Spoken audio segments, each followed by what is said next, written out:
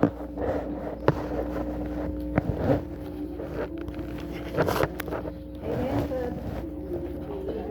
Kapantay garod iti mauli na pasal iti servisyo tayo direct magundaway ket takdaran tayo garod iti mang-share iti sasaon niya po Diyos iti taraon tayo natin spiritual takdaran ni Pastor Led.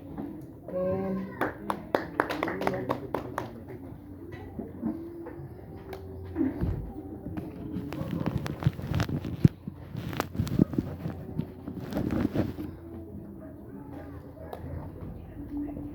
Praise the Lord. Hallelujah. Naibag Amen. kay Apo. Amen. Praise the Lord. Tada ni Sister, nagan mo ka din ba? Sister Denny. Sa balitan ng kita-kita patay ko lang lalo nito. Lang nga team malapalasang mana ni Sister Denny anyway. So natin may sayang tipos tayo. Mabaya na attend ka na tayo and praise the Lord. Nakasama natin sila. And of course, Amen. we welcome Mother Carmen at Isuna. Amen. Kaya dati duwa nga kwatay Jobe nga ijay hilikod. They were so well behaved. Kanina pa ang mga yan. So mga young people, tingnan niyo kung kaninong anak yon. Do the follow up for those two kids at the back. Amen. Napakadisiplina nila, hindi sila maingay. Tapos yung kuya, binabantayan niya yung kapatid niya. So praise the Lord na dumadami tayo. Salamat din sa mga Amen. nagiti kakabsat nga pabarok nga dati last week. At dadaman na nga nag-join ka na tayo. Amen. So each and every one of us are welcome always. And the fellowship, Jesus loves you fellowship. Amen. Agyaman tayo. Dadangay sugina ni Pastor Sally. Or kay awan ni Pastor Pet. Dadangay sugina isuda nga Amen. sa kay nabalig. Uray pa yung nagdadakalagitay nga pakadasan tiyak mawalan ng Pilipinas. Amen. So, kung ako na isunat yung mensahe, mahilo tayo na kanya na ng itinamot di mensahe kanya. Ginanakan na isuna. Ginana. Lord, hallelujah, okay. Amen. But no. Amen. Yaman tayo. Sikot tapos nung ibag ni Apo, just all things work together for good. Amen. I want you to open your book in Jeremiah 4:3. Malagit ko nga na-share ko dito yung as we were been studying about transformation. I just felt that the Lord wants us to see this. Nanya itinensay niya po Diyos di may sakad dati with regards to brokenness. Brokenness. Nga kasapulan nga mother-dirt. Mother dirty. Puso tayo, mas der dagiti kagagalat tayo nga tao. Jeremiah nga dayan. When? The third. Oh. Liman, pastor, sikat imang bira man. Oh. Okay. Jeremiah chapter 4, verse 3. This is what the Lord says to the men of Judah and to Jerusalem. Break up your unplowed ground and do not sow among thorns. Circumcise yourselves to the Lord. Circumcise your hearts, you men of Judah and people of Jerusalem, or my wrath will break out and burn like fire because of the evil you have done. Burn with no one to quench it. Amen. Thank you, Pastora. Kararag tayo. Hallelujah, Lord. Yes, Lord. Sagsipot ka. Tutuloy mo, Lord, nga sa uka na kami, Apo, may pakaliti. Bibiyag ti tunggal may sa kada kami, Apo, Diyos. Dagiti kaya upay nga. Urnusan kita rimaanan, Apo. Yes, Lord. Ada kami pa ilang itilasag kat ada dagiti ibadah kay susulong kada kami. Agyaman kami, Apo, Diyos. And we'll take this time, oh God, na dengag iti sa om. And I pray, Father, that tulungan na Apo, Diyos, at no, mai-share ko iti sa om. Babalat itulong ti Espiritu Santo, Apo, Diyos. Kasabot nga ilukat mo dagiti tunggal may sa Apo, mga receive sa om, Apo, Diyos. Lord, kaluan na kami, Apo, hakas maibasad din sa om, kaya maibigay iti mensahe ti aldaw na ito, Petition of Lord, ti sa om, Apo, tapno adang agpunga. Ada Apo, ti bukil nga maimuna. Kat adang agrusing, adang maging fruitful, ti biyag mi, at tultuloy kas Lord. You want us to be transformed as we've been studying in our Sunday school, Lord. Yes, Yaman kami, Apo, Diyos, sagsikot ta, awan iti, maitin mi kanuhan iti biyag mi nga, patuloy mo nga pabaruan, pasayatan, Amen. Apo, parigtaan at serve kay ka, Apo Diyos. Yaman ak, Lord, iti presensya iti Espiritu Santo, kadawatan mi, Lord, nga si iti mang salukob iti, bawat may sa kada kami, God, iti panagpong, iti daram, iba isa kan may sa, Apo Diyos, kaya iti angeles mo, nga isong mang lawlaw, kada kami, Apo Diyos, yaman nga hindrances, iti panagdango, we just come against them in the name of Jesus. Yes, Lord. And Lord, let your power reign over this place, over this church, O God, and over your people, and over our hearts, O God. Let your name be glorified, O God. And this we pray in the mighty name of Jesus. Amen and amen, amen. Break up your fallow ground. Kung nalagyan dado mga, Amen. dado mga version. Yes. And fallow ground, ground is meaning to say, dajay haan nga nakutkuti, haan nga namulmulaan, nabaybayan, tinmangkon, nya?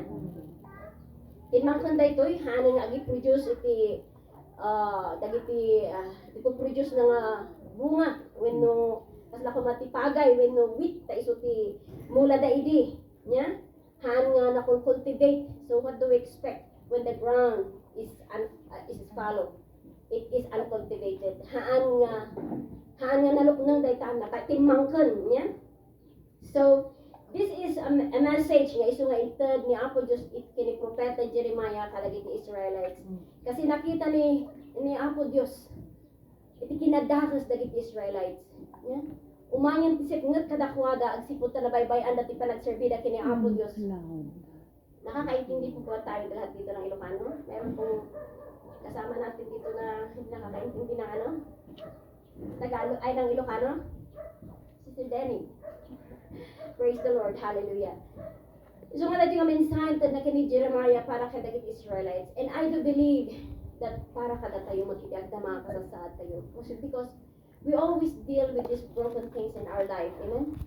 Ado dagiti banbanag nga numaminsan kaputa. Ado dagito nga banbanag nga pagnaan tayo, itibiyag tayo. Nga na iti agdama kasasaad tayo. Nagbalin na timangkang dagiti puso tayo. Amen? And that ground represents our hearts sometimes and always.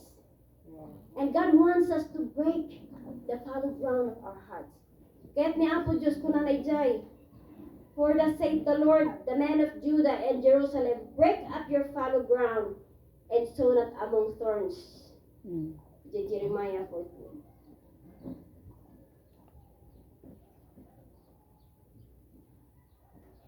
The Lord is saying unto us, break up your fallow ground. Anya ba't spiritual nga kay papananawin na aplikasyon na dito itibiyag tayo niya? Knowing that there is no blessing without effort. Yeah? We will never receive blessings if we do not do work. Yes. Right? And there will be no harvest without plowing. Yes. Amen. And there can be no useful things when things are not broken. Yeah? Yes. Before nga i-build mo iti balay mo, you need to cut down trees. You need to break trees in order for you to build your house. In order for you to lay the foundation of your house, kailangan nga burakon dagiti batbato. Yeah? They need to be broken in order for you to be able to lay the foundation of your house. Mapsapon nga dagiti dadungan kusar dati bungbong. Yeah? And likewise, tapno makita tayo dagiti nagyelo nga pagay. Kailangan nga dayta nga nagbungaan iti pagay that needs to be cultivated, that needs to be plowed. Yeah? Yes. So agursa dati arado ije baba at jay Kuliglig. well dati kuliglig da so just sa ni brother Efren nga cultivate ije muna na ipilaya nya nga bungkala na nya and this hurts di ba no physically di ba kahit mo ba bungkala spiritually nya ura iti spiritual kasasad tayo no ni Apo Dios kat bungkala na tayo nasakit di ba at sibot ada tayo pa lang itilasag tayo but this is what God wants to do unto us nya asla dajay na tadem nga landok nga kailangan na kurikuro na dajay unag tinaga tapno maburak tapno rumuar dajay bakbato tapno malinisan tapno numula ang dajay kat nagbalin nga napintas dagiti mula and before there is life there must be death yeah? spiritually. Amen. Kung nalatak dahito nga imbaga ni John, ay ni Juan, ijay 12:24, kung na ijay, except a corn of wheat fall into the ground and die, it abideth alone. But if it die, it bringeth forth much fruit. Ijay Ilocano man, please. And this is the law of life in the natural. Nya? Ngano agimula ka, kailangan nga dayta bukal nga dayta nga imulang. Kailangan nga matay. Nya? Tapno rumar da jay rusing na. Nya? Kat agbunga. Amen. Amen. And it applies in the spiritual also. And we know that we are living in this broken world today. Nya? Ang dami natin pasakit sa buhay. Ang dami nating pagsubok na dinadaanan niya.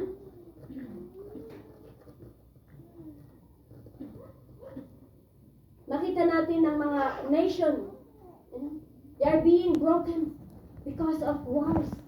Amen. Makita natin dito na yung mga, sometimes yung gusto natin, yung mga gusto nilang mangyari, hindi mangyayari. O kaya ito ay hindi maikakatuparan dahil this is the part of the world. It's always broken. Yung mga programa nila, hindi nila na ikakatuparan dahil no matungpal man da diyang implano na tilubong. Han nga umay iti progreso no kat pakadadailan. Ano dagiti banag iti istorya iti maysa nga nasyon nga adu iti pakakadadailan ta. Amen. Kapo kadagiti nadadaal na haan nga natungpal ang pagayatan ta. Kasla ko iti maysa nga ubing. Ya? Iti maysa nga ubing agay ayam dayta. Nuhana na aramid da jay kayat na aramid da jay na parsak na dayta niya. Sangita na. Hana nga dayta dumakkel isuna and still he faces the same problem of brokenness. Karon isuna iti pamilya na probably lalo na wan isuna kini Apo Dios umay iti tiyempo nga agsinada, possible. Dajay pangarap na itibiyag na nga matungpal. Agsipot tawan ni Apo Diyos kanyan. And these are all the broken things that are happening in our life. Amen? And for us, being a child of God, every broken things, this is one thing that we need to remember, that every broken things, God is assuring us that out of that brokenness, God is going to do the needful thing that will happen in our life. Kadagiti adang magmagna iti soros. Kadagiti magmagna iti napukhawan. Yan. Adagiti agsaksakit. God is doing something. Even though our bodies are being broken, let us remember, as God said in His words, that all things work together for good for those who love God and who are called according to His purpose. Romans 8:28. No si ka, ada nga disappointed ka kadagiti panbanag itibiyag mo. You have lost your loved ones. You have lost the jay patag mo lang una itibiyag mo. Or mabalin nga kapag sakit, mabalin nga kadagiti napalabas nga tragedies itibiyag mo. Ada nga nagnaka kadagiti narikot nga banbanag itibiyag mo o pasat itibiyag mo. Remember that these are opportunities for God to show His glory in your life. Kada tayo, no, day takot na dadagal niya, nakaspaligan ko matinir, ibulang tayo day tayo. Ngun Apo Dios, not unless nga si kakot na derder, not unless nga si kakot na broken. Hana ka nga, baybayan ni Apo Dios. Alangan ni Apo Dios, dagijay banbanag nga dadadaal. Wino dagijay banbanag nga awanti kapaypay anda, tapno isukot, karimaan na, ken aramidin nga nasaysay at para kanya. Amen? And these truths are found in every part of the scriptures. May nga makita tayo daytoy ijay biag ni Gideon, yeah? And Exodus and Judges, I should say, chapter 7. Mabasa tayo 7, 8, 9, if I'm not mistaken, in Judges. Makita tayo the jay broken pictures. Daytoy kat may sa daytoy nga in-require ni Apo Dios kadagiti Israelites during the time of Gideon. You remember Gideon? Isunod the jay may sa nga pinili ni Apo Dios nga mangisalakan kadagiti Israelites kadagiti imat ti Midianites. Agsipot ta enter ni Apo Dios dagiti Israelites kadagiti Midianites. Tapno agrigat da, tapno makita da iti nagkurangan da kini Apo Dios. And he raised up Gideon to be their savior. Kat kuna ni Gideon, apay nga siya nay, siya kinakapoy kadagiti amin nga kapututan ni Manase. Nung kuna ni Apo Dios, umay ka, agsipot ta, aramatan ka. And may sa nga inaramat da, tapno na-overcome da, that the enemy da is the broken pictures. Inside that broken pictures, we know, natin kuna na J. Lucano is, a term nga ino sa na J. Burburi, J. Lucano. Win kuna na J. Lucano, Biblia nga, burburi kuna na J. broken, J. pictures, J. banga nga kwa, kasla siguro na shape nga picture data. Tapos inside that pictures is a light, a torch, yeah? And dito illustrate na iti katotohanan nga mangted itirag o kada tayam amin. Let us learn from these broken pictures. Nga amo tayo nga inaramat ni Apo Dios dagito nga broken things. Nga as example tapno da tayo kat ma-encourage tayo that though we find ourselves being broken, ada ito pangaramatan ni ada kaya nasaya nga aramida ni Apo Dios kada tayo. Amen. Amen. Praise the Lord, hallelujah, because without brokenness, there is no transformation. Yes, As we've amen. been learning about transformation, nagpintas na dyan lesson ni Pastora. Talagang kinutuan na. Sapay kumata, it will continue to inspire our hearts. The reason why, Amen. nararagsakan tayo nga umay, iti Sunday school tayo tapno. Amen. Ang gadal tayo kanagigisa sa uni, Apo Diyos.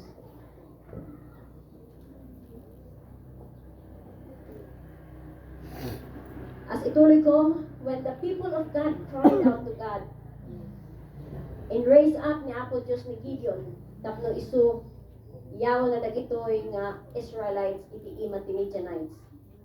Gurgurita ko na na ijay. Kuna na Judges 7:18-20. When I blow with a trumpet, I and all that are with me will then blow the trumpets also on every side of all the camps and say, the word of the Lord in Gideon. So Gideon and the 100 men that were with him came into the outside of the camp, and the 3 companies blew the trumpets and brake the pitchers and held the lamps and their left hands and the trumpet and the right hands to blow withal, and they cried, the sword of the Lord and of Gideon. With pitchers in their hands, Gideon and his faithful 300 men, nya, talo kita tayo 32,000 dagitoy nga men, ngam pimasig dahil nga na nagbalida nga 300, nya.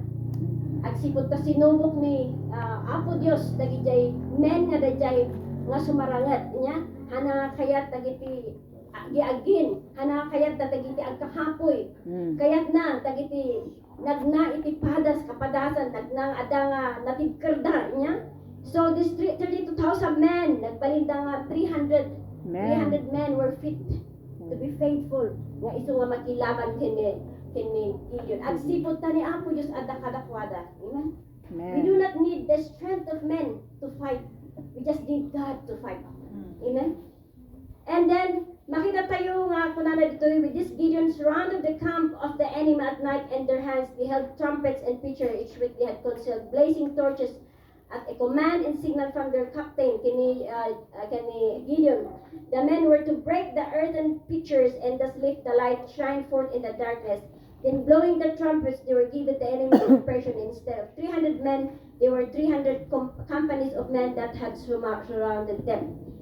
So makita tayo nga kung na ijay blow the trumpet, and as they blow their trumpets, they're Blow the going to break trumpets. that nga picture niya.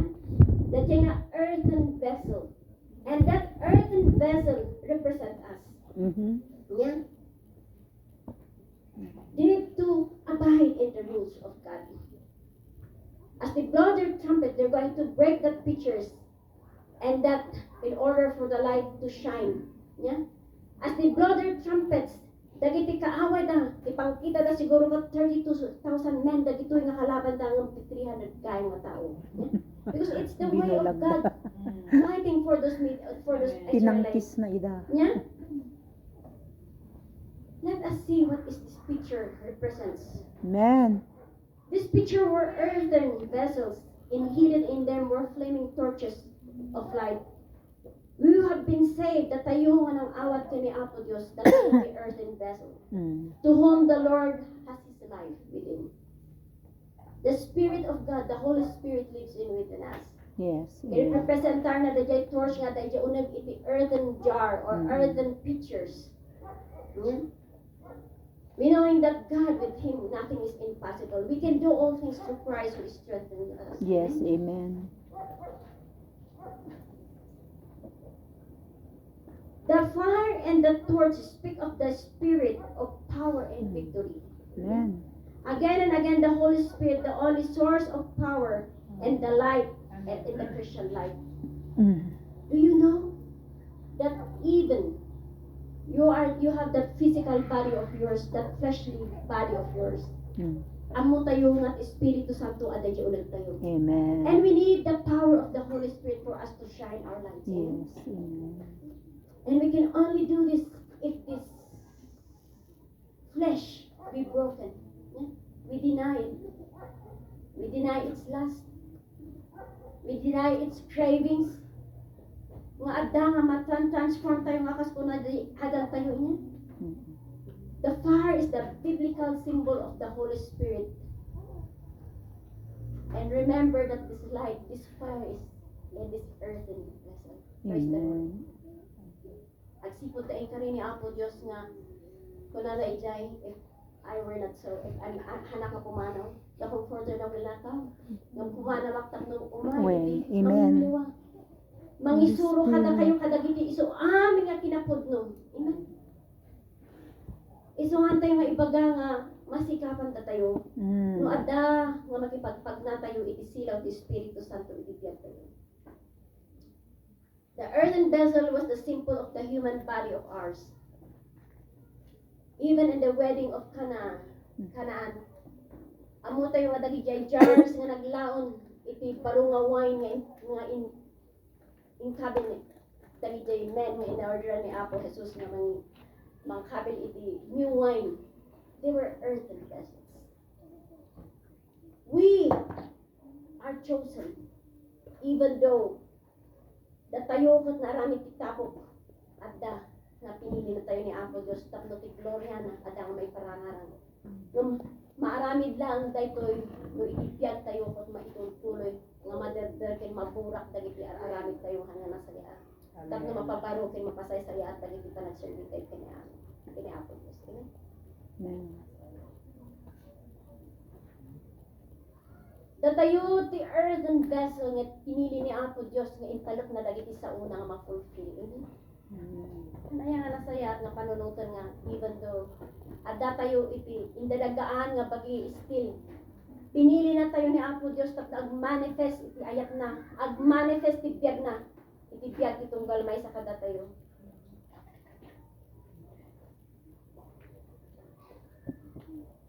Ijay pakpakita na dajay nga palakaburak iti picture. Winalagay dyan nga banga. Pakpakita na iti regeneration nga aramitan ni Apo Diyos iti biyag tayo. Amen. Transformation.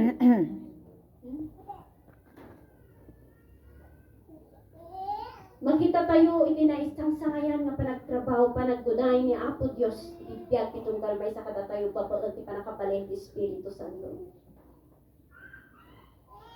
Kunana ditoy sometimes kada tayo nga Kristiyano adda dajay nga torch iti biyag tayo. Adda dajay nga apoy iti unad tayo nga agnanaad ka na tayo, ta inawat tayo ni Apo Jesus, itiyak tayo. Kung ni pastora, hindi na born again isuna, ada nga na-transform isuna, babaon, iti Espiritu Santo nga magdanaad kami. And we Christians sometimes we seldom recognize the jay nga ada iti Holy Spirit iti biyak itong galmay sa kada tayo, and we remain to be lax. Yeah? Unuhaan, we want to still remain in darkness. Doon ada iti silaw ni Apo Diyos, jay puso tayo. Not unless we allow, and you know, as we heard a while ago, nga kailangan nga tapno about transformation, iti biyak tayo, may metamorphosis nga alamidin ni Apo Diyos, iti biyak tayo. We need to be willing, we need to be obedient, we need to allow God to change us. Amen.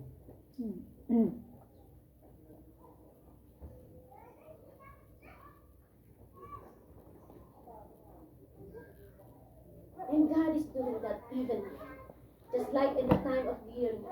I believe that the love of God is with them. Ipanangaywan ni Apo, but they do not realize it.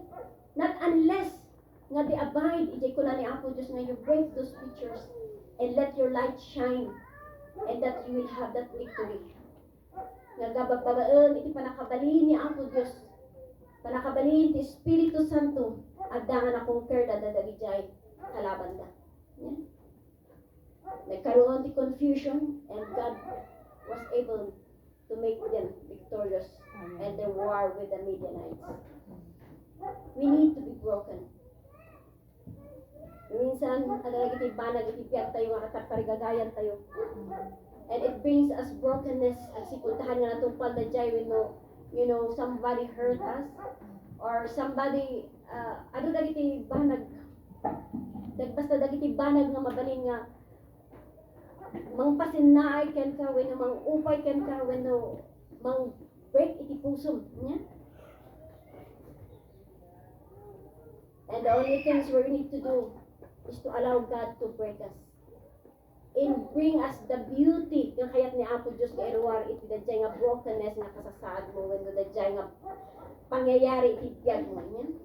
There are two possibilities in the Christian life. One is to be in the light, and the other is to walk in the light. Yeah? Panakipagpag na iti silaw. And to let our light shine.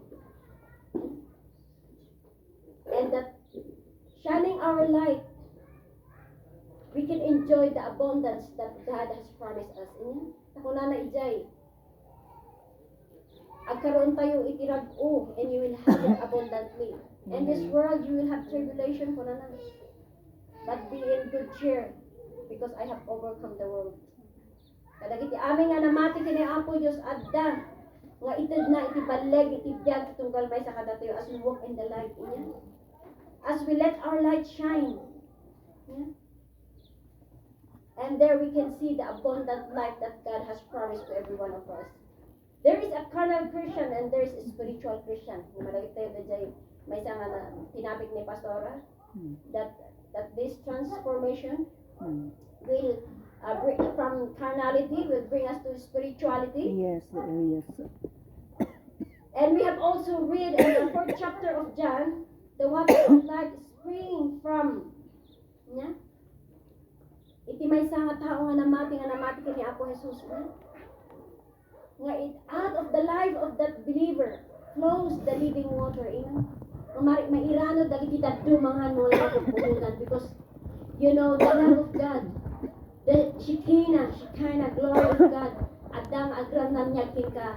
Jay silaw ni Apo Diyos, adang agsilsilaw ka. Iso nga, adang amaramunan dagiti daddumay. Amen? Nasi kakapsat, dadjay nga silaw mo, kung inilambang mo, ingana tatang. Nasimuha ko yata, kinay ka nagkita tuman. It's your time to break the vessels of yours. It's time for you to allow God to break you in order for His light to shine out of you and use you for His glory. In order for you to attain that victory that God wants us to attain. Amen? May kadwa nga makita tayo, the body of Jesus, the broken body. Kunani Apo Jesus, ijay 1 Corinthians 11:24. This is my body which is broken for you. And Paul quoted this in his instruction of taking the Lord's Supper. Nakanayon nga, laglagipon tayo na jay napirpirsay nya nga bagi ni Kristo nga inted na kada tayo tapno na tayo kat agbalin tayo nga buo. Amen. Amen. And God's wise counsel, everything must be broken before it can be used fruitfully. Yeah. True. Alright, go. Jesus expressed this truth when he said, except a quart of wheat falls on the ground and dies. The jay inuri to the jay. In bagana ijay John 12:24. Not unless that this wheat falls on the ground and dies. Never nga agkaroon iti kung nga daytoy. Never nga tumubo daytoy. Blessing. Yeah. Never nga agrosing daytoy. Kastamod kada tayo. Broken things. We always have these broken things that characterize our journey in life. Mm. Ado dagiti masaparan tayo. Ado dagiti broken things. Nga tayo ma-encounter tigyat tayo. Manipod inayak tayo engana nga adda tayo iti. Adda tayo iti ipapatay. Yeah?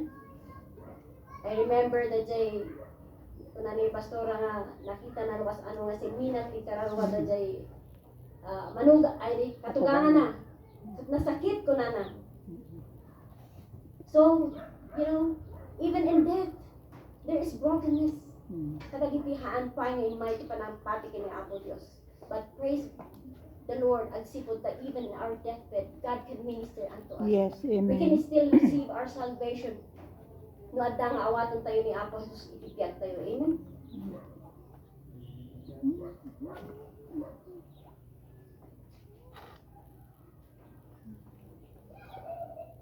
Ado dagiti banag nga paka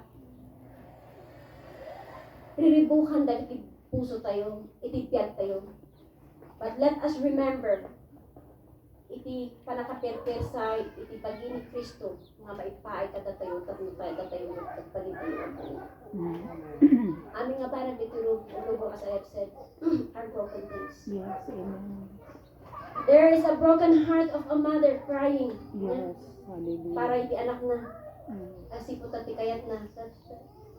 Mamati ko madi anak na agturong ko maiso na iti nasayat nga Amen. pagturungan nga mugaputa na kilot ti panagdaan